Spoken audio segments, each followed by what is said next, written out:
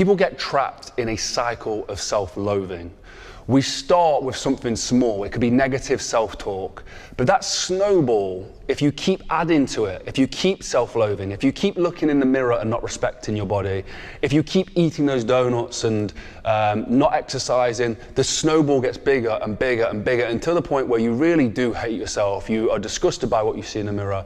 And this can be taken for anything. It can be taken for business, entrepreneurship, studies, physical and mental health. And this cycle of self-loathing is a very difficult one to break. Today, we're talking to Jonathan Bricker, an absolute expert in this field, and he's going to tell you exactly how to break the cycle of self-loathing. Today's video is sponsored by mulliganbrothers.com, the best motivational clothing brand in the world, where you can buy the Rise and Grind, the Inspire Change, and the Hardest Worker in the Room hoodies and t-shirts, all linked down below. 100% of the profits goes back into making these projects. But before that, if you're caught in a cycle of self-loathing, how do you break it? Let's talk to Dr. Jonathan Bricker on exactly how to do that. I'm your host, Jordan Mulligan. Let's jump into the video. I've heard you speak about this, a cycle of self-loathing. How do we break that cycle? One of the ways you break the cycle of self-loathing is kindness. And kindness is really underrated.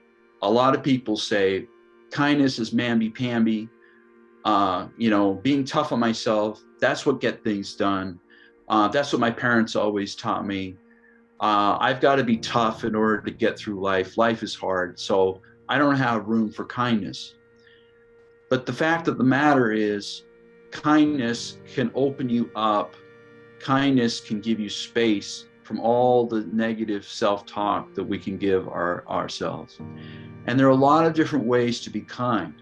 One of the ways to be kind is to try to see you from outside of you. There are a lot of different ways to do that. One is, think of you 5 years from now. So the 5 years from now, Jordan, or the 5 years from now, Jonathan. What would the 5 years from now Jordan say to the Jordan today about the words or things you're saying to yourself? What would the 5 years from now Jonathan say to the things I'm saying to myself right now? What wisdom would it share with you? What perspective would it have? And that's an opening, being able to look at yourself another way. What would a really good friend say to you for all the negative talk that you're saying to yourself? How would they talk to you about that? And would they think that that was helpful? That you're saying, I'm a loser, I can't do it. Would that be useful? Is that really going to move you forward to keep saying that to yourself? Has it ever helped you in the past? Maybe it helped you for a little bit, but at the end of the day, you may have felt you were still a loser, you still couldn't do it. And so it's being able to shift perspective. There's a technical term for it. It's called dialectic framing. I want to get into it too specifically, but anyone who's interested can look this up. So there's a lot of behavioral science behind this, and rigorous studies going on behind all of this. The key thing is for people to try these things for themselves and see if it helps them be able to get some space. I think the other way, developing kindness for yourself, is to understand the circumstances that led you to where you are today. What was it like for you growing up? What was happening as you were growing up as a kid? Maybe with your siblings or with your parents or the neighborhood you were growing up in. Was there a lot of stress? Were there a lot of things happening in your neighborhood or things happening in your school that made it difficult for you to be able to get through the day, that were really challenging for you? So think about the history that you didn't cause. You walked into it, and we all walked into this world as infants, and so we didn't create the environment that we grew up in. We were shaped by it. That is a history we had to walk through to become who we are today. And when you look at it that way, you think, gosh, given the circumstances, given all the things that I had to go through as a kid, as a teenager, as a young adult, does it make sense that I would be suffering today? Does it make sense that I would be at this point in my life? And often people can see that it does make sense. And so to blame yourself misses the bigger context of all of the history that you've been living through that have led you to this moment here. The truth is never as simple as I did this. The truth is always more complicated. The truth is more nuanced than that. And the important thing is to see outside of you. We live inside our heads. And so we're always thinking we caused this. But the point is to see, if you see outside your head and all of the events that have happened in your life, you'll understand that kindness is warranted. There's a place for kindness. The final thing I want to say about kindness is if you can develop gratitude, it's a very good way to develop kindness to yourself and to others. When you wake up in the morning and when you go to bed at night, can you think of one thing you're grateful for? Certainly you're alive. And what else? What are the things in your life, the gifts in your life? It's very hard for someone to state what they're grateful for while also feeling self-loathing, while also feeling angry at themselves. It's very, very difficult to have those two go together. And so it really creates a space for you to have kindness when you can express gratitude for something in your life. And it begins to just shift the direction, because all change is incremental. Nothing happens immediately. It begins to shift the direction of how you begin to look at yourself, because how you look at yourself is very important for guiding what you end up doing in your life each day. Certainly, and I think a lot of people are very, very tough on themselves around their circumstances that they've grown up in, and I think we all have, especially myself, of some sort of blame to ourselves for stuff that's happened that may have been out of our control. So there was one thing I think you might have touched on in the email, is letting go of control for self-control, or acceptance of control, like the acceptance of the situations around you. They don't sound like they work together in some ways. So how does that work, to sort of let go of control to regain self-control?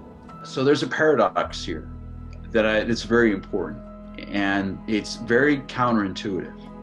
But when I said the secret to self-control is to develop control, what I'm saying is the key to having more control over your actions is to let go of trying to control the emotions, the thoughts, the sensations, and the memories, because they cannot be controlled.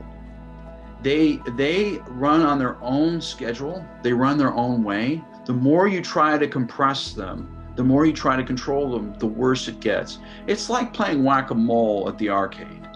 You get a thought, you try to tamp it down. You get a feeling, you try to tamp it down. You get a pain in your knee, you try to ignore it. And like the game whack-a-mole, every time you whack one, another one's going to pop up, because that's how language-based minds work. That's how us human beings work.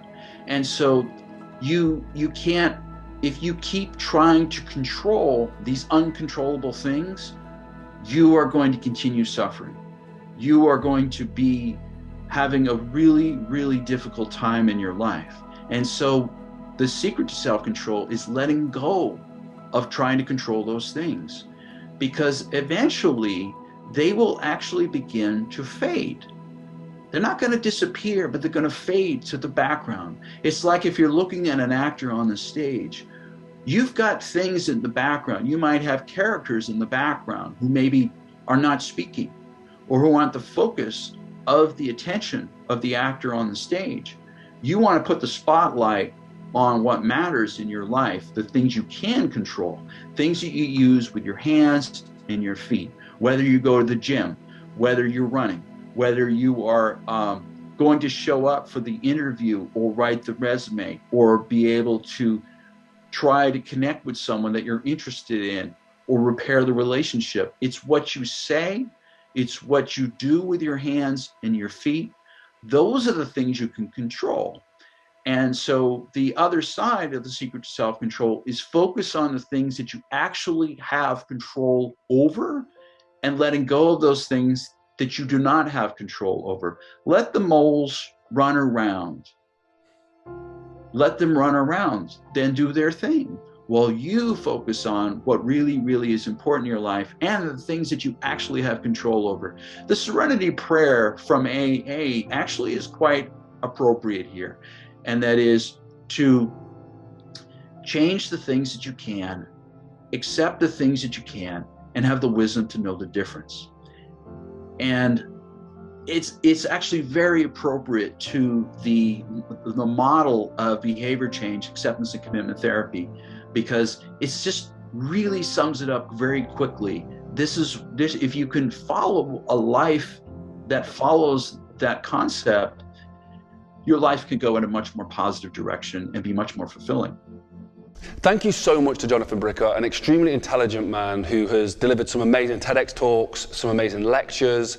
I had such a great conversation with him. Some stuff really stuck around for me. And a lot of my personal experience led this interview. The interview is going to be linked down below. But my personal experience with self-loathing is that I've had body dysmorphia for a long, long time and body image issues for a long, long time. I still look in the mirror now and can, if I'm having a bad day, I can look in the mirror and say I look absolutely disgusting. If I'm having a good day, I can look in the mirror and think that I look amazing. And trying to find a balance between those two extremes is very difficult.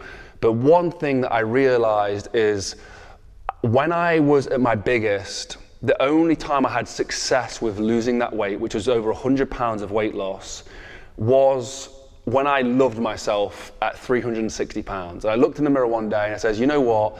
I am not where I want to be. It is not what I want to have, and this is not what I want to achieve. However, I'm very fortunate to have this body. I do love it, and I love what it is capable of doing. And I know that one day I can be where I want to be. And every single day I looked in the mirror and I was happy that I had this body, and I respected that I had this body.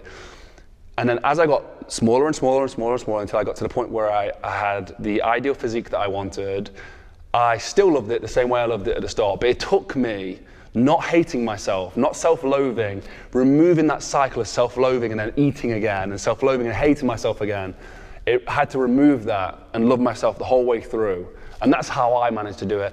And Jonathan Bricker, he delivers some great lessons on how to do it. And yeah, I'd love to know your own experience, guys. You know, come drop me a message on Instagram at Jordan Mulligan Brother. Let me know if you need any help with it. I'll pop the link in the description as well for my weight loss transformation journey that I had. It's something that I'm working on right now as well.